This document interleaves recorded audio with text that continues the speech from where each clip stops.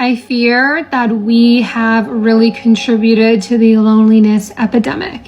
I feel as a generation, especially with social media and technology and dating apps, we are just so dismissive. Like, we are so quick. The second someone says or does something that we don't like, blocked, goodbye, ghosted, don't talk to me again.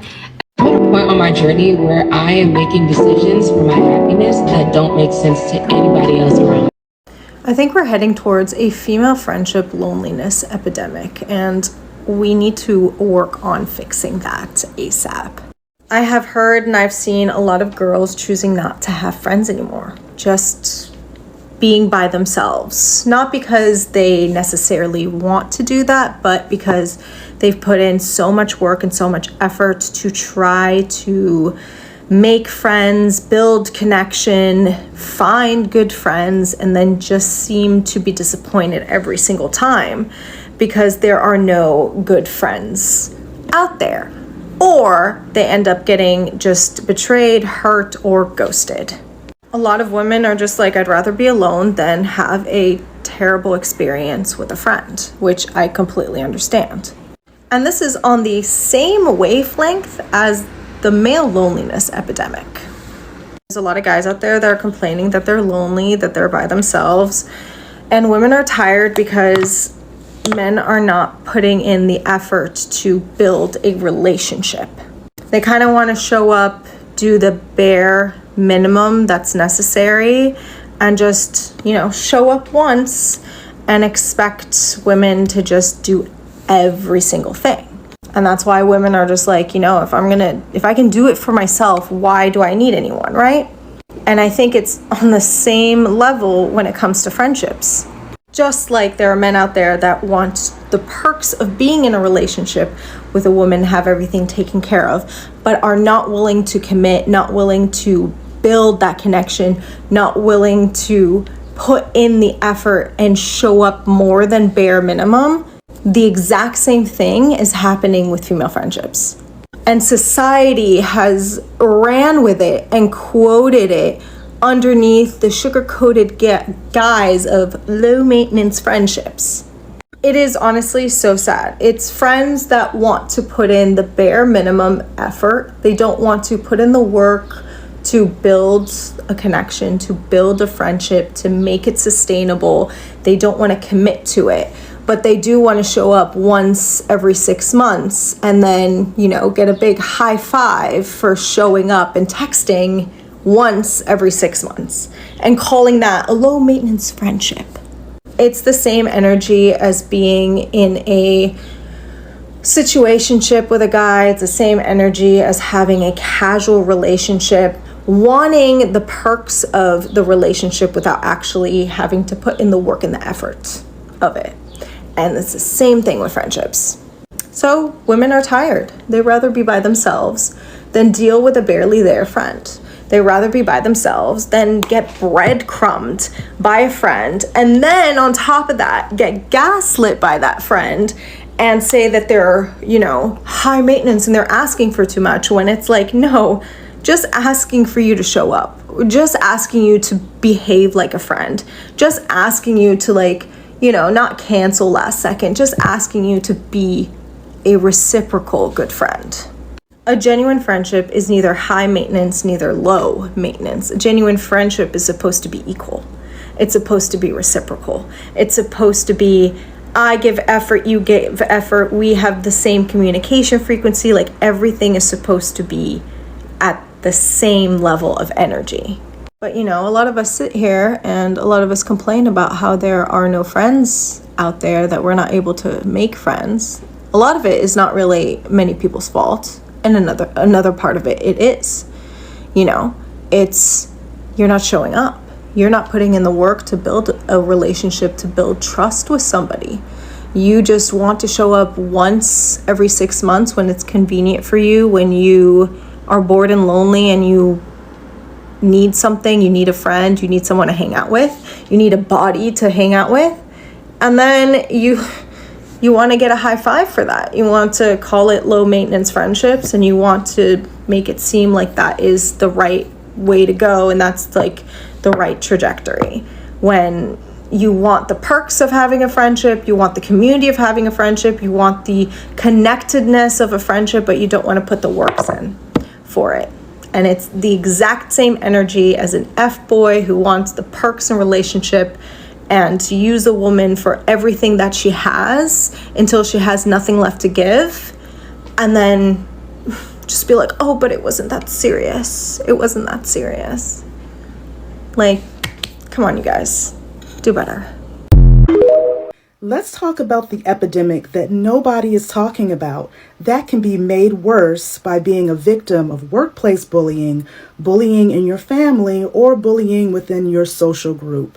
And that epidemic is the loneliness epidemic. Loneliness is when you don't have the social or family connections that you really need. It's when you feel socially disconnected, you feel rejected, you don't feel liked, and you often feel misunderstood in many of the social situations that you try to fit into. Now, according to the psychologist Abraham Maslow, love and belonging is a need that we all have. It's right there in the middle. After we feel a sense of safety, we need love and belonging in order to have a healthy self-esteem and to reach a level of self-actualization. So because those needs are not being met, loneliness can cause one to feel depression, anxiety, feeling helpless, hopeless, or wanting to end their life. In addition, a recent article from USA Today found that chronic loneliness can lead to heart disease, stroke, dementia, and early loss of life. So why are we in this loneliness epidemic? Well, I think that there have always been aspects of our culture that have led to that, but I think that the pandemic has made things worse because it's made people fear each other. It's made people not trust each other. We have become more divided, and as a culture, we have become a little mean and hateful toward each other. So what can you do about this? If you're feeling lonely, what you're feeling is very normal. The first thing for you to do is to believe in yourself. I know that sounds really cliche and corny, but you have to believe that you matter, that your life matters, and that there's a group of people out there that will love you and accept you. It's important for you to push yourself to make connections with people beyond social media. So that means that it's very important for you to have face-to-face connections with people that are truly welcoming and people that will truly support and accept you. So find some organizations, find a church, but make sure that you're careful to find places that give you that warm and genuine feeling of connections, nothing fake. Also, find a therapist who understands the implications of loneliness, someone who's not going to shame you for feeling the way that you feel, because trust me, what you're feeling is not uncommon. You are not alone. So take the step. I believe you can do this. I hope this helps. Bye. Are we in the middle of a female loneliness epidemic when it comes to female friendship? I saw a creator this morning talking about this. I didn't save the video, so if you know what I'm talking about, feel free to tag her or send me her so I can tag her on this. But essentially she was saying that a lot of women are waking up to the idea that their friends aren't actually good friends, and that we also have expectations of friendships where things should be reciprocal. There's another creator, she does skits. She's like a one-woman show, and she'll do skits often between like a friend who is single and wants to party still versus the friend who's married and has kids. And if you look at the comment section, it's like 50-50 split between women who are like, I have kids, what do you want me to do? Drop everything. You kind of need to like work with me because my priorities are higher than yours. And then people who are single that are like, well, what about me as a human being? Like, we're both human beings. Don't we need to have some reciprocity? And sometimes the party friend expecting the married friend to do things that aren't acceptable for that person to do with the lifestyle they've chosen. I have talked pretty recently about the concept for me that I used to believe that women were inherently or innately or naturally emotionally understanding. They have a high EQ, they're community oriented. You know, the girl's girl who's got your back, your girls will be there when guys are not. And that has never been the case for me. Like, I unlocked a core memory when I was younger because I met a friend. I'm like reconnecting with a friend, and we were talking about how we met. We met like when we were 8 years old. She only stayed at that school for 1 year. But the entire time that I was at that school, I was bullied. I was never physically beaten, but like I had the run-of-the-mill bully girl, you know, with like the unibrow. Legitimately, her name was April, who would steal my homework. One time my mom had to come up to the school because she helped me do my homework, and the teacher was like berating me because I didn't do my homework and this girl had stolen it. So there was a search conducted. My homework was found. Apology was not given to me. But that girl would day in and day out try to like steal my shit or talk shit. There was a boy, his name is Grant, and he would just come up to me and just like be verbally abusive. My dad had to come up like fucking some kind of action figure in a movie. He came during I went to a private school, so he came during chapel and asked the teacher if he could pull that kid to the back empty rows, and he put that kid in one row and he sat behind the kid and he said, "If you don't keep your hands and your mouth off my daughter, you're not gonna like what happens next." Then my dad didn't know what was gonna happen next, but then that boy left me alone. And then I had a girl group that I was a part of, and they all hated me. They hated me, and I can't tell you for the life of me why they hated me so much, other than like my mom was part of the PTA.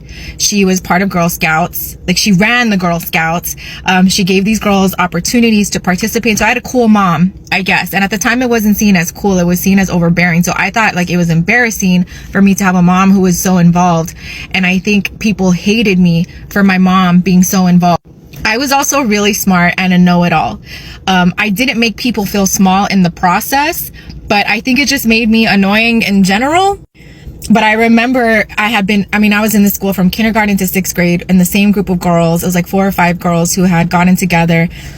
They were kind of catty with each other in general. Like, they would talk shit on each other, but they particularly hated me. But they would invite me to stuff, and they would include me on phone calls. You know, we'd have like 3-way phone calls. And they would do so with the specific goal in mind that afterwards they would talk shit about me. How did I find out? Well, my older sister was at my cousin's house, and they were all friends with my cousin. My cousin ended up being a Ling reader of them. She hopped on way late though. She didn't come till 5th grade. Anyway, my sister is at my cousin's house, and she's hearing them talk all kinds of shit about me. And my sister called me. She says, "You do not pick up those girls' phone calls anymore. Do not hang out with them. They are not your friends." And I was like fighting with my sister, because I was like, no, they are my friends. They invite me to stuff, and we go to places. Like, we would go to theme parks together, and we would go to parks together. We go to the movies together. And she was like, "They are not your friends. You need new friends. Those girls hate your guts." And she told me what they said, and I was in tears because I also didn't have a good relationship with my sister. So to have her be the messenger was embarrassing. But also now to have to face the fact that these people who pretended to like me were off. That pattern of girls being my friends to secretly talk shit behind my back played itself out until probably the last year when I got rid of the last of them. And for some reason, I continued to be blinded by the fact, because I would tell myself, women are different than men. Women are good friends. Women at this age want community. We have to be there for each other, especially when men let us down. We have to encourage each other through the single times. And all I was met with time after time after time were haters and pick me and people that wanted to get together, because I just live my life. I live my life and I'm encouraging to people, and they fucking hate that. They fucking hate that. How dare I be so fucking happy after, you know, I get with somebody who, used me for a green card? How dare I be happy after I leave the guy who used me for a green card? How dare I do plastic surgery so that I can feel more confident about myself? How dare I learn how to do my makeup so that when I go out, I also, you know, feel good about myself? And does it bring me attention? But that's not why I did it. I did it because I wanted to. So I have lost so many female friends, and it's like the toxicity I experienced being in relationships with men, and the pattern I was falling into and believing that people that were performing for me liked me. Same shit happened with women. So this concept of a female loneliness epidemic, again, who's going to be lonely in that? Probably the hating ass pick me fucking bitches who refuse to do any work to have their own self-worth and hate on others. That's their fucking identity. And even the ones that are empowered and have a sense of self-worth are so wounded from living under a patriarchy that while they have directed their frustrations at men and have moved accordingly, they haven't done the work to examine their internalized misogyny, because they're still punching down at women. So I had to deconstruct the way that I romanticized friendships, because this isn't new. I'm 41. This epidemic didn't start just now. And I doubt that I'm alone in this, because I've seen a couple of videos of women talking about how they realize they have shitty friends, or instead of talking about it, they're advising people how to recognize shitty girlfriends. And I don't think that it's not normal. I don't think that I am the exception to the rule. I've said, like, good sex with men is the exception, not the rule. Good relationships with cishet men is the exception, not the rule. I would say at 41, solid friendships with evolved women who have examined patriarchy, who have unpacked their own internalized misogyny, and who have sought inner self-healing and self-awareness and know what they want to give and receive out of friendships is the exception, not the rule. But I am so much better off without these toxic men and women in my life. And I can at least, because my grandma, she, rest in power, grandma, she died recently. She chose to leave recently. She chose it. She did. I'm probably gonna live another 50 plus years if we don't destroy the planet before then. So at least I get to do that with having some expectations of the people that I choose to put in my life, because it's not just gonna be anyone. I won't be lonely. I fear that we have really contributed to the loneliness epidemic. I feel as a generation, especially with social media and technology and dating apps, we are just so dismissive. Like, we are so quick. The second someone says or does something that we don't like, blocked, goodbye, ghosted, don't talk to me again. And listen, I'll be honest with you, I'm no angel. I'm definitely guilty of, being a bit dismissive in the past, and maybe even still now, but I'm working towards it. And I recognize that it's my bad for that and I need to do better. But I feel as a generation, the second someone does something or says something we don't like, we're just like, I don't want to talk to you. You're cut off, you're ghosted. And it's like, I need to protect my peace. I need to protect my boundaries. And it's almost a little ridiculous. People are not perfect. Nobody is perfect. I sure am not perfect. You are not perfect. Your dad's not perfect. Your mom's not perfect. Nobody. Even AI is not perfect. Even if the robot's not perfect, how can you be perfect? How can I be perfect? People are going to say and do things that upset you. Now, I'm not saying not to have boundaries. Absolutely have boundaries, and absolutely speak up when someone says something or does something that you don't like. But if you're going to continue to cut someone off the second they say or do something that you wouldn't do, you're wrong for that. And you can't be surprised if you don't have any friends, and if you can't find any relationship or anybody in your life that you can keep, because relationships, they take work. After a certain period of time, they take work, because people are problematic. And listen, if your friend says something or does something you don't like, call them out. Tell them. If you think that your friend was, I don't know, for example, they didn't tip the server at a restaurant. Let's say they didn't tip the server, and you found that super offensive because you used to work as a waiter and it's super offensive to you and upsets you. I would confront them. I'd be like, hey, I found that really hurtful that you didn't tip the server. I know it's not my money, but I worked as a server, and it was just so upsetting because I would work so hard. And when I see stuff like that happen, it really hurts my feelings. I at least give something next time. That's not cool.